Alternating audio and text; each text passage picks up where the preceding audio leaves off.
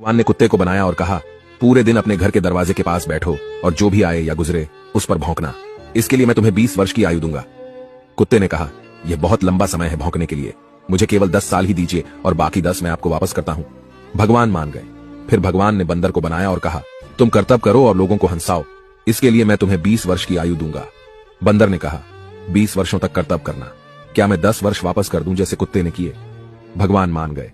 इसके बाद भगवान ने गाय को बनाया और कहा, तुम्हें हर दिन किसान के साथ खेत में जाना है, उसका हाथ बटाना है और किसान के परिवार को दूध देना है। इसके लिए मैं तुम्हें 60 वर्ष की आयु दूंगा।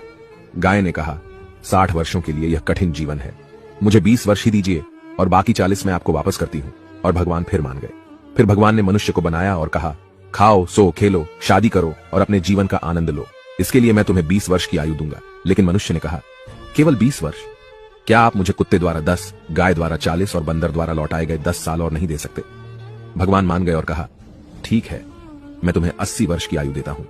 इसलिए हम पहले 20 वर्ष में खाते, सोते, खेलते और आनंद लेते हैं। अगले 40 वर्षों में हम अपने परिवार को सपोर्ट करने के लिए सूरज में मेहनत करते हैं। अगले 10 वर्षों में हम अपने पोते पोतियों के मनोरंजन के लिए बंदर की तरह करतब करते हैं और आखिरी 10 वर्षों में हम बरामदे में बैठकर सभी पर चिल्लाते हैं। यही मानव जीवन है।